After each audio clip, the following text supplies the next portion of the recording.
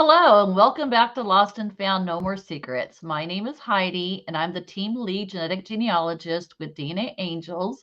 And you'll see my co-host Laura, who's a familiar face. She also is a genetic genealogist, solving family mysteries every day, just like I do. Welcome back to season 3, Laura. Thanks, Heidi. I'm so glad that we're starting a new season. Exciting. Seems like a long time off. It does. It does. I feel a little bit rusty when I come back after a couple of months of break, but I'm going to get right back in there. Power through. Power through it. So today's client is Laura, another Laura. Like we don't have enough Lauras already to confuse us. But yeah, she was my client. I actually worked on her case, and she's a lovely, lovely girl. She was adopted, had an ideal life, but her story had some twists and turns and some really cool things that I think that all the viewers are going to really love. It's one of those stories that just really touches your heart. I'm excited to hear. Are you excited?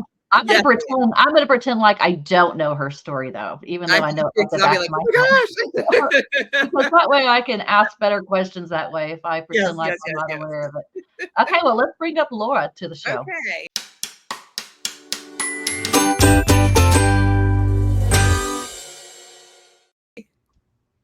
Hello. Hi.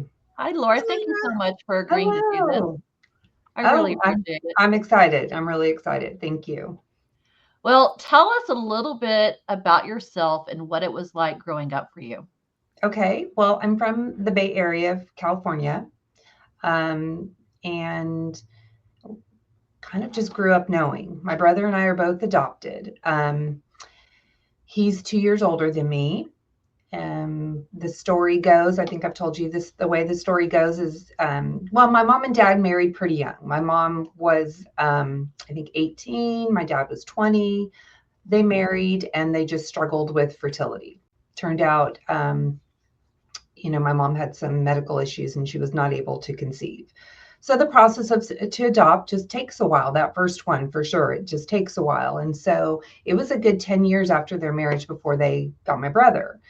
Nowadays, 28's not that old to have a baby, but back then, it was a little bit longer. So they adopted Chris, just with the visits and the classes and all that kind of stuff they had to do. And his birthday's July, my birthday's June. On his second birthday, my mom, the story goes, the middle of his birthday party, just a handful of kids, the phone rings, she goes to get it, and they say, hey, we have a little girl. I'm not sure my adoption was planned ahead of time. That's something that's still kind of a mystery to me. But anyway, we have a little girl. My mom's like, we'll come tomorrow. Well, they said, well, you may just want to come see her first. She kind of had a rough birth. So they wanted them to come look at me first to make sure I was okay. But anyway, the story goes, and there was no crib, no preparation. They brought me back. They pulled a drawer out. I slept in that for a while until they could, get the other stuff. So, but I grew up knowing, it was never a secret, always really kind of portrayed it as you were chosen. We chose you. We wanted you. And so, great mom and dad, super involved. My mom was your typical, she belonged to PTA. She was a volunteer at Children's Hospital, home all the time, just really involved. I always had a story in the back of my mind of my adoptive parents, and of my brothers. My brother doesn't remember this, but I said I always kind of had a story that my mom was a student at Berkeley. My dad was either a professor or somebody that worked at the university as well. And, but that was about all I knew. Right. So just kind of grew up knowing and always curious, I attempted a few times this is before the internet, you could write and put your birth date somewhere. Just wasn't a whole lot of access, to it. So I think I was in college the first time I really took it serious and I was going to start looking. And then my but my mom's father got real sick, and she and I went to go take care, and he ended up passing. And we spent a lot of time together getting all of that type of stuff together. So at that point, I just kind of put the brakes on, just kind of, you know what, this is my family. I don't need another family. I love my family. My mom and I are super close. So I always just, let that go. And then the day and age of my daughter was the first one. She bought me, I think, the 23andMe kit first for Mother's Day, knowing I was interested. Try with that, zero hits, nothing but fourth and fifth cousins. Then a couple years later, my best friend Alex got me the Ancestry kit. Again, not a whole lot of hits. Some third and fourth cousins. There was a name that popped up as the closest, and I reached out to him. He tried to make some connections. He said, there was this aunt, because I think they were from Michigan. He goes, there was this aunt I heard a story out that had this crazy summer out in California. So I thought maybe, but turns out that's not. But we did end up, his last name ended up being my biological last name. So we didn't end up being distant cousins. And then again, my girlfriend Alex had seen a Facebook post from somebody, about DNAngels. I know I'm kind of going right into it, but had seen a Facebook post about DNAangels, and she said, oh, look at this. He said they were able to make these connections. I go, oh, it's worth a try. I think that was a Saturday. That night, I kind of filled out the little information. And the next day was Easter Sunday, which was, the very next day, I think it was you that reached out and fill out this information. We'll do the input. And then Monday morning, you're telling me upload your DNA here and do this there, and my whole, getting it all together. And then we had that Tuesday. It was so crazy how fast it all came together. Well, yeah. The second and third cousin sounds distant to a lot of people, but really it's the candy store for us, because those cousins are what helps merge everything, those lines together for us. And also, like you said, you were born in California, and I don't know if you remember this, but I have a friend that has access to the original birth index, California birth index on microfiche. So I reached out to her. That gave us a name. Yep. So that was, I don't think it gave us her first name. It gave us her first name. Well, and I remember reading, and it must have been, I think, on a thread of DNAngels that said, hey, California birth index, if you go through and if there's a name that doesn't, for your birth date, if there is a last name only, most likely that's your biological last name, which turned out to be, the case. Yeah, crazy. But it just happened. I mean, I have such vivid memories of that Tuesday. I'm sitting in my chair. My husband's over on the couch. My girlfriend is on my phone, speakerphone, and we're messaging back and forth. And it was just, I got this information's coming in, and overload of information. As it's coming in, my girlfriend Alex is researching stuff on her computer. My husband's on his looking stuff, and it was just all this stuff that was coming so fast. Yeah. We try to say, if it's too much, just speak up and we'll slow down. No. You need to get your breath. Let us know. We always try to say that. Yeah, it was just crazy. And I'm not sure if it was you or somebody else that was like, well, here's a daughter, here's her name. And then somebody's like, here's her email address. And I'm like, oh, so fast. But then looking at the obituary from my biological mom, it, had the date of her passing, and that was the next day. Right. So I'm like, gosh, do I do this? I don't know. I don't want her to get this email on that, but fate, whatever you want to call it. So I remember we helped you compose that email. Yes. It was perfect. Yeah. Yep. So, I didn't want to scare anybody. It was very simple. I'm doing a little research, who I am and when I was adopted and from where. My name's Laura. I was adopted in California in 1968. I've been doing some research. Your name came up as a possible connection. Just let me know if you're interested in learning more, and just kind of send it and let that be. it turned out it was her work email that I sent it to. And so, oh gosh, it was quick. It was I was at work. I was sitting right here and it popped up and I'm immediately telling some people I work with, I've got an email. And oh Was my your gosh. heart beating fast? Yep, it was first. I mean, I can almost verbatim, but first of all, I hope this isn't a joke.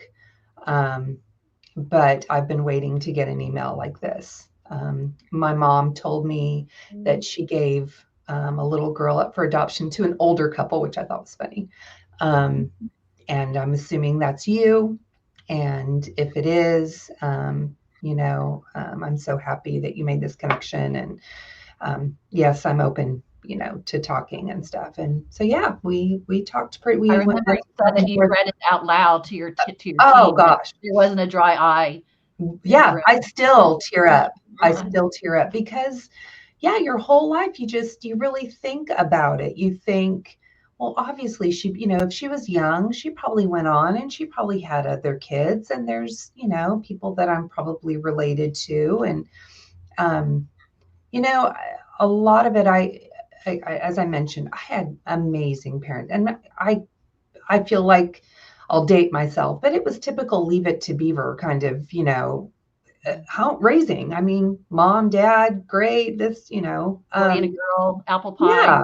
pie. So it was never I'm looking for my mom and I feel lost. I need that to make me feel whole. It was never that. It was more just a lot of it was, who do I look like?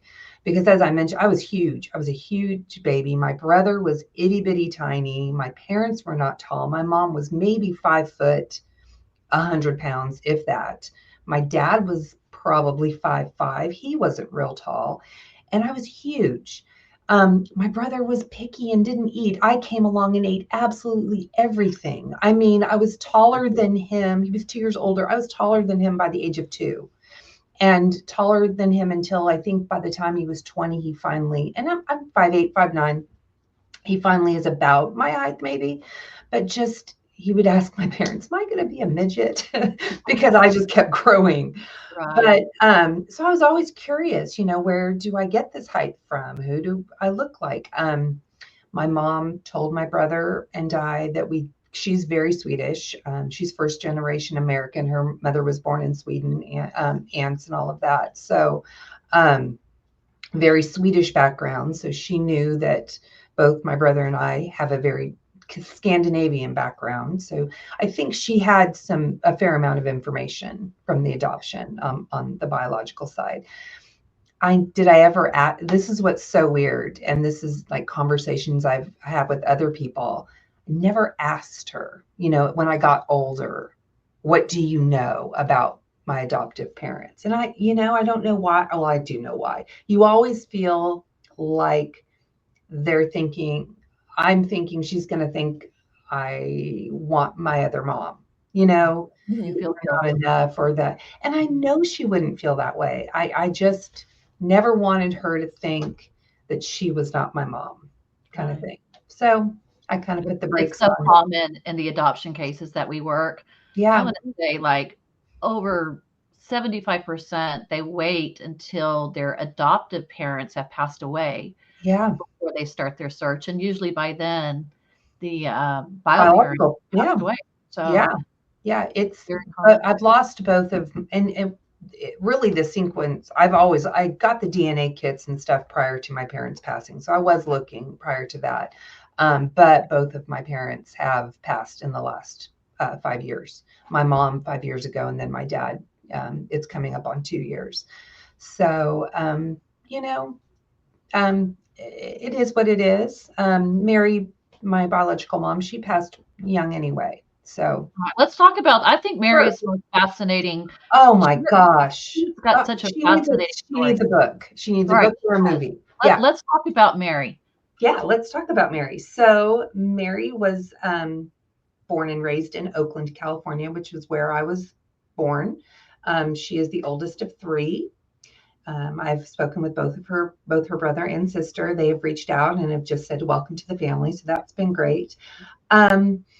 Let's Mary, just clarify, Mary is biological she mom. is. Mary is Just in case biological mom. are confused, we're talking about bio mom now. Okay. Yes, Sorry bio mom. wanted to clarify that.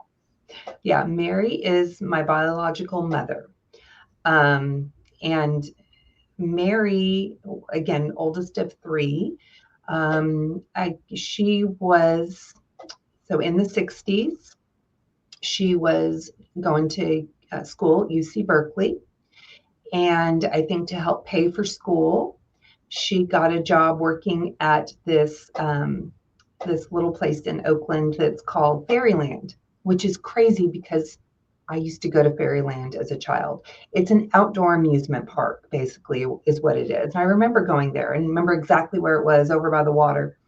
So anyway, she, I guess, worked there for a while. And while she worked there, there was a puppeteer named Lumen, who would do little puppet shows, little theater shows for the kids as they would come back. And he would often use people that worked at Fairyland to kind of assist with it. And Mary apparently was amazing with that. So Lumen would bring Mary and they worked together as puppeteers. Well, they kind of hit it off, Lumen and Mary. Lumen was a little older than her, I think. I don't know a lot of the circumstances, but it was kind of implied that, Mary was kind of looking for a little independence. And at the time the Vietnam War was going on, there's a possibility. And at that time, you could not be drafted if you were married. So I'm making the implication part of the reason they got married was also for him to not be drafted.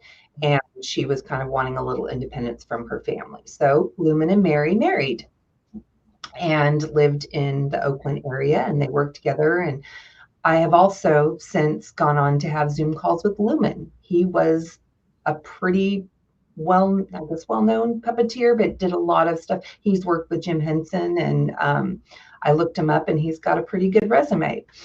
Very charming man, very charming. So they married. Not sure of the whole circus. I guess a couple years into it, Vietnam continued and got a little bit, they were drafting like crazy. And so being married was no longer, what's the word I'm looking for? It didn't prevent him from being drafted. And he did not want to be part of the war. He did not believe in the war. So long story short, he moved to Canada. He actually had met somebody anyway and moved to Canada. Mary was in the process then of just having their marriage annulled because I think she was about 20. And so she was in the process of having that annulled, still going to school. I don't know for sure if she was living at home or with somebody else. And then got into this other relationship, which is who my biological father is. Lumen even mentioned there's a possibility on my original birth certificate that his name could be on it because I think they technically might have still been married. I don't know the finalization of when the marriage was annulled. So anyway, got into a relationship. Berkeley in California was really, Berkeley's very, very liberal, very anti-war, very peace, love, and rock and roll going on. And Mary, was a little bit of a free spirit. I'm thinking, not a big fan of the war. The person who I think is my father, the way it was presented is that he misrepresented himself. I don't have a lot of details of what that means. And then he tried to control and change her a little bit. Right. And so she didn't want part of that. Looking at records, it's a possibility he was married. I don't know if he was married, but I think it looks like he could have been between marriages at that time of when I was conceived. I don't know for sure, but my understanding is he misrepresented who he was. And so Mary ended the relationship. I don't know if he was aware of her pregnancy. I have no idea.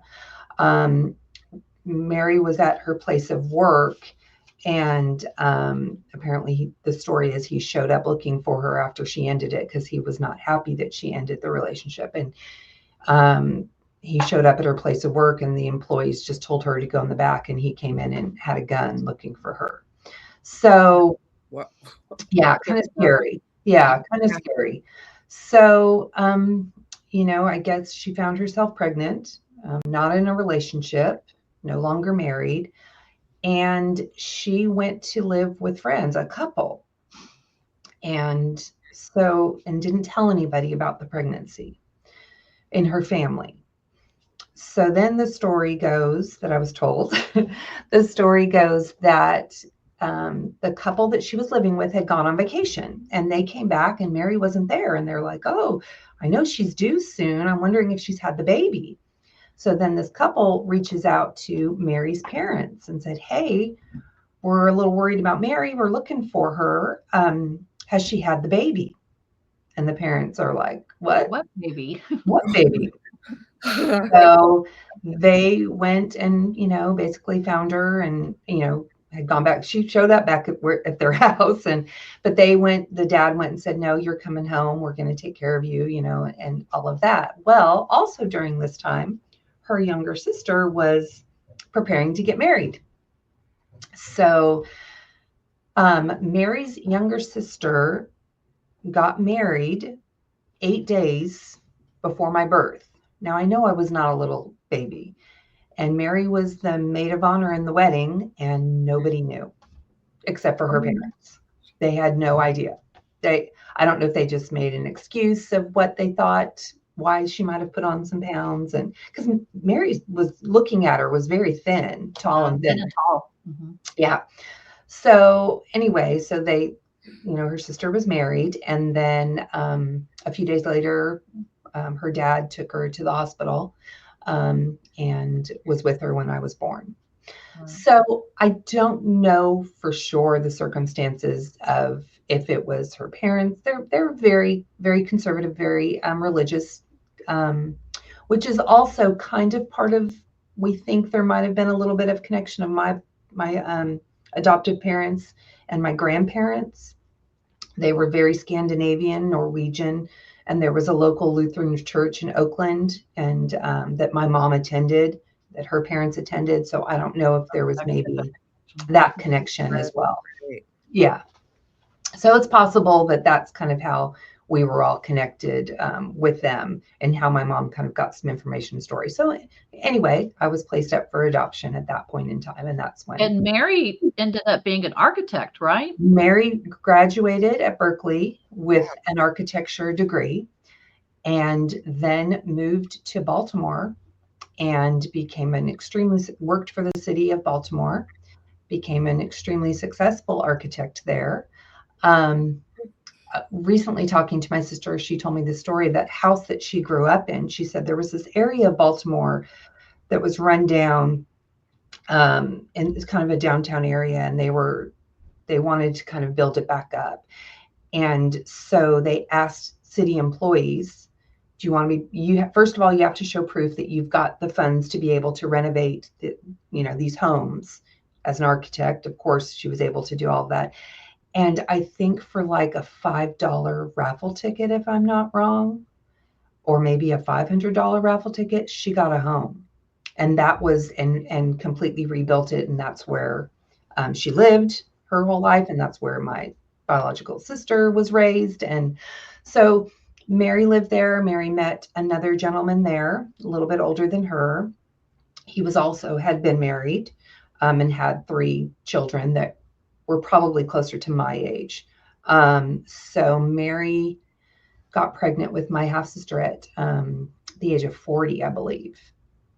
And much older.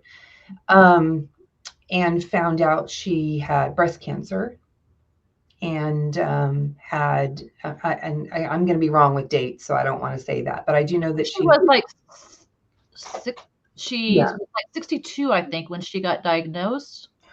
Is that right? No, she was 62 when she passed. Yeah. No, and I remember there was like a 10-year gap where she went into remission. Correct. There was, so I think it was in her early 50s. She was diagnosed, had surgery, went through that, thought it was gone. right there. And then it came back. And so, yeah, she passed pretty young. She was 62 when she passed. But this is very important information for you to Yeah, have. Absolutely. absolutely. Absolutely. Yeah. Because now, I mean, have you done any genetic I have. testing to see? Yeah. I And immediately, and so far everything is good. I had mammogram, and then I had a next level, the MRI one, just to make sure. but you wouldn't have And done that. I mean, you wouldn't have no, taken yeah, extra precautions if you hadn't. absolutely. It's great information to have. My biological, my half sister did mention she didn't think that the way it was presented, that it wasn't a biological cancer, that it was, there's different types, but she said just to be safe. But you know, she goes and gets her mammograms and stuff pretty often. So yeah, it's huge information to have. And Mary and my sister were extremely close. I don't know if part of it is, you know, I gave one daughter up. This is, I'm going to have, but they were so close. When Mary was, gosh, I think 50, she was kind of given the choice of the city of Baltimore. Hey, we're getting rid of this position. You can either do an early retirement, or you can, you know, take a different position. And she went ahead and took the early retirement. And that's why her and my sister were so close. I mean, they took like cooking classes together and ballroom dance classes together. And just, she was super involved in her life. I remember Mary ran marathons. Yeah. That was in her obituary. She Yes. retired so Oh she my could focus on running marathons and genealogy. That was Genealogy. another No thing. way. She like laid the groundwork She for did. Laura. She did. I think she did that. I really do. I think she didn't want to necessarily put her DNA. I think she even asked her brother to put his DNA, but I think he was a little, I don't want to find any other children out there if I put my DNA out there. I don't know. It's kind of funny. But what my sister told me is when she was 16, when she turned 16, her mom and her went, you know, somewhere for the day. And she goes, I remember we went and we parked at this park, and she wanted to have this serious conversation with me. And she said, I sat there and thought she was going to tell me that I was adopted. But when she was 16 is when Mary told her, she said, I just want to let you know that, you know, when I was young, and told her I was in a relationship that, you know, he misrepresented. It wasn't a good relationship. It wasn't a healthy relationship. I wasn't in a position to take care of a baby, let alone myself at that point. And so I put a little girl up for adoption. There was an older couple that took her. So she had some good information, which I thought was just amazing. You know, you hear so much, you know, your title, No More Secrets. You know, I wasn't really a secret. Well, yes. We talked about how when my biological grandmother passed, Mary's mother, when she passed, they were working on the obituary. And I think it was my grandfather, when they were talking about survived by grandchildren, and there were 5 grandchildren, and he said 6. And they're like, no, Dad, there's 5. And he said, Mary has a daughter. And that was when I think my Mary's brother and sister found out of my existence, was when their mother passed. So he always remembered me and included me, which I thought was very sweet. Yeah. So when Mary got the second diagnosis, and it came back, and I think they kind of knew at that point, my sister lived in a different state from Maine at that point and had her family. And Mary chose to go and live close to her. And her husband stayed, still had a business, and he, you know, worked until he was 80 something. But the way my sister said to me was that my mom was the love of his life, but I was the love of my mom's life. And so she wanted to be there. And it was nice to, at the time she wasn't married or engaged, but they chose to go ahead and, you know, get married. And that way Mary was able to be there and be part of the wedding and all of that. So there's some just beautiful pictures of her. You could just tell she had just a beautiful spirit about her, you know, real fun, real sweet. But yeah, I think she did kind of lay that groundwork for me to, you know, Let's make talk that decision. about when you first got to meet your half sister. Yeah. I know I've seen the pictures that I know that y'all had a wonderful We you did. I tell me got about to go to an area that I hadn't really been to before on the East Coast, and my girlfriend Alex came with me. So we kind of had this first little meeting. It was weird because I was just getting kind of little bits and pieces, like, well, she knows I'm coming, and we've planned to have dinner. But I said, well, you know, you want to invite your husband? And she's like, well, no, he's going to take care of the kids. I'm like, okay. And so I wasn't really sure. But we had dinner. She's very tall, I mean, taller than me. Yeah. Tall, skinny little thing, real beautiful. I see some similarities for sure.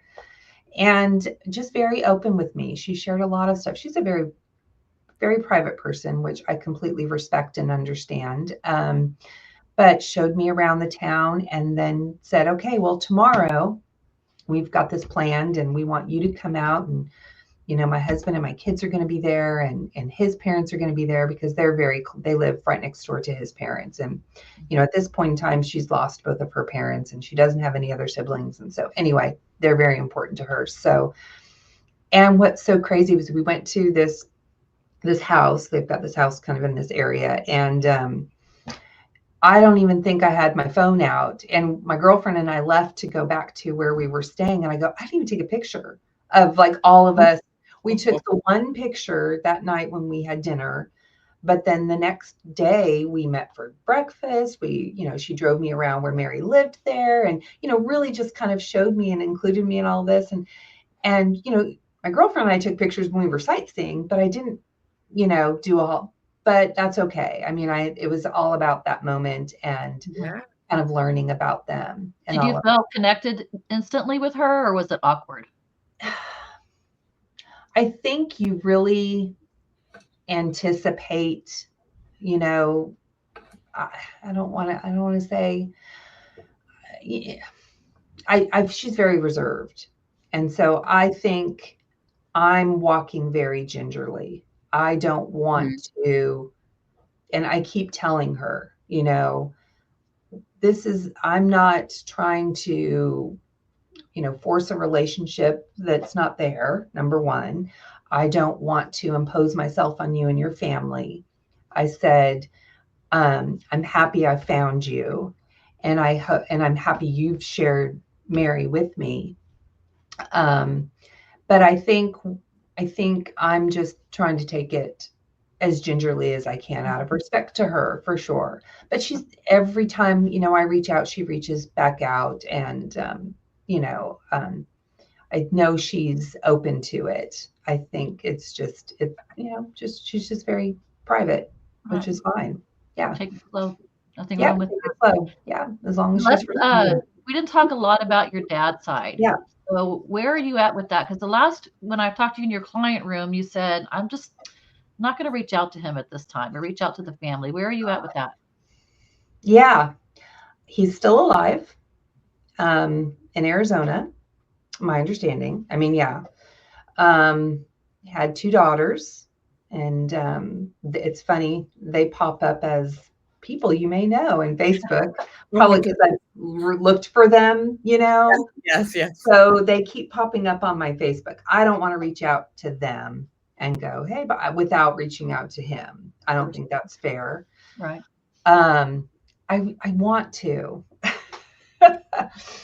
I think where it is with him, all I really have is an address. So I think maybe, A letter?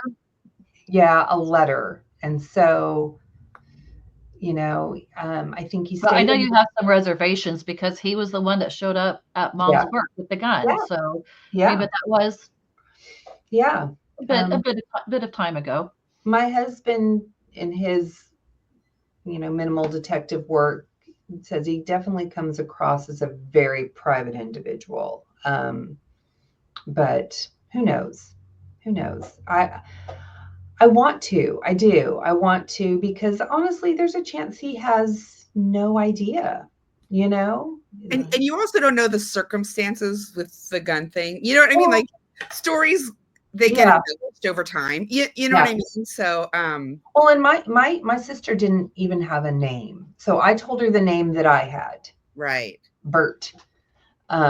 But she said, I can't confirm that. She said Right, that right. Mary never gave her a name. Right. So, yeah. But I want to.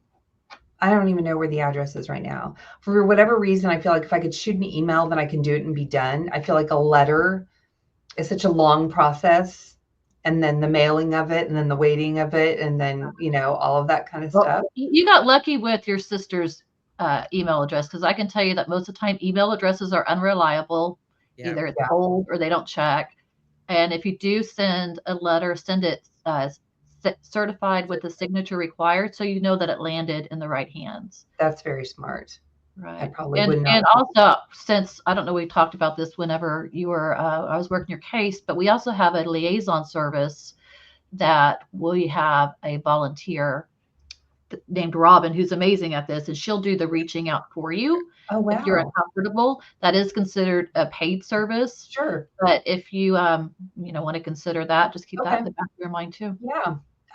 Option. I've started some letters, I just need to do it. I just need to do it. I just need Well, to do it. do you when the dad's daughters pop up, are you able to see them enough to see if you resemble I them? I see similarities for sure. Oh I wow. see Oh, yeah, I can't definitely. remember this part. Was he a professor at UC Berkeley? Because I remember that was a story you told, but I That can't was remember the that. story. The story was he worked there, and maybe I just put professor, but yeah, I remember him being very I remember when I researched him. I remember thinking that he was very academic and Mhm. intelligent, and Yes. I remember, but I don't remember this specifics. Yeah, and I need to go back and look at some of that stuff as well. But yeah, both, because we weren't sure that he had a brother, but kind of following the patterns of where they lived in the time frame and all of that. So it Right. looks like he had he had a short marriage to somebody else prior to me, and then somebody else after that, and then I think even a third. So I think he might have had 3 marriages along the way. So Well, if you need that address, pop into your client room. I'll be happy okay, to. If it's lost, I'll be okay, happy to give it to you yeah, again. because I would have to go back, or my husband will probably go. And I because can we find talk it, a right? lot. We talk a lot in that room, so you'd have to do a lot of Yeah, that. yeah. Although there's a good search in the top of it. You can just, Yeah. Oh, You can that's true. Yeah. have a search. report. Type in report, and maybe something will come up. Yeah, and it looks like one of the half sisters also lives in the general area where my other sister lives, which is crazy, on the same Oh coast. wow. Yeah. Yeah, they're not too far from each other, but I'm wondering if I'm popping up on their end and they're like, "Who's this person? Why are you popping up?" But yeah, they look I can definitely see it in the eyes, which is crazy. Because even Mary's side of the family, I go back and forth, but I looked at the picture of my biological dad, and he looks like my boys. Oh Yeah, wow. Yeah, my Wow. I hear youngest, that a lot. his high school picture and my son's high school picture are, yeah, pretty. I Incredible. sent it, and my That's girlfriend's like, "Oh really my gosh, it's Thomas," Yeah. So yeah, but Now, was he really tall also? that's a great question. Oh. That's a good question. I don't know. It looks like the sisters that look pretty tall. Right. I mean, I don't know. They look but pretty tall. And again, everybody's super athletic. And I was really athletic growing up. I mean, he was a runner and stuff, as like track and stuff in high school. And the girls So look it's like, Mary. yeah, Mary. And then my my sister did a lot of she did sailing, but a lot of very out busy and physical and sports and stuff. And I played a lot of sports growing up. Very, very busy. Well, So, in conclusion, Laura, mhm. I like to ask this question for adoptees. If you could have a conversation with your adopted mom Okay. and tell her, what do you think how would she be feeling about you finding your biological family and reaching out to them? Do you think she would be happy for you? Tell me what that conversation would look like. So I will get emotional talking about my mom because I adored her. Um, she would grab my hands and she would say, Laura Lynn, because that's what she called me. She would say, Laura Lynn, I am so happy for you. I mean, she would totally, she would just say, I just want what's best for you, you know? Yeah, she would. She would just be and welcoming. Invite her over. Let me make her something to eat, you know? You hit Um, the jackpot. You really hit the jackpot. I did. So I have to tell this story. I don't know if I've told you this story before. So when COVID hit, we all stopped going to the doctors for a while, right? And I hadn't been in forever, and this was before we made any connections and of finding my family, and finally made an appointment to go see my OBGYN. And she had moved offices and blah, blah, blah. And I hadn't seen her in a while. And so finally I go in for this appointment and there you are sitting, in your gynecologist's office and you got the little thing across your lap. And she walks in and she's got my folder because she's going back because I haven't seen her in probably 3 or 4 years. And she opens and she closes it and she goes, oh my God, you're Marilyn's daughter, which was my adopted mom's name was Marilyn of all things. Wow.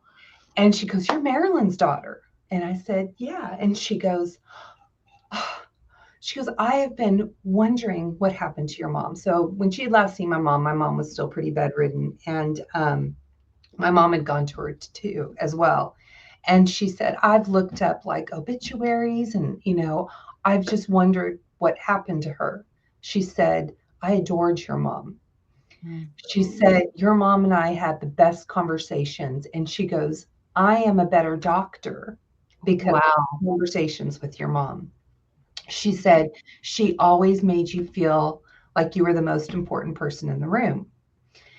And she said, she told me about adopting. Gosh, I'm a mess. She said, she told me about adopting you and your brother. And she said, I've since adopted 2 little girls. And I wanted to let her know, so yeah, it's just sounds like an amazing mom. Yeah.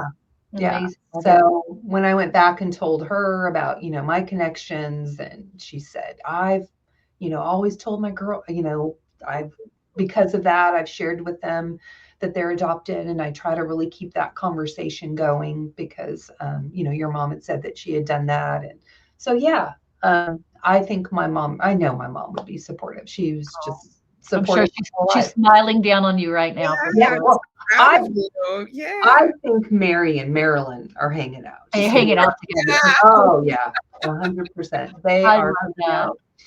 And I'm a big believer in conversations, and I have conversations with both of them. But she's with me all day, every day. There was something, the other day. Okay, Mom, give me a sign. And then I went home, and there was a sign right there. Like, okay, thank you. So yeah, big believer in that. But Same. Yeah.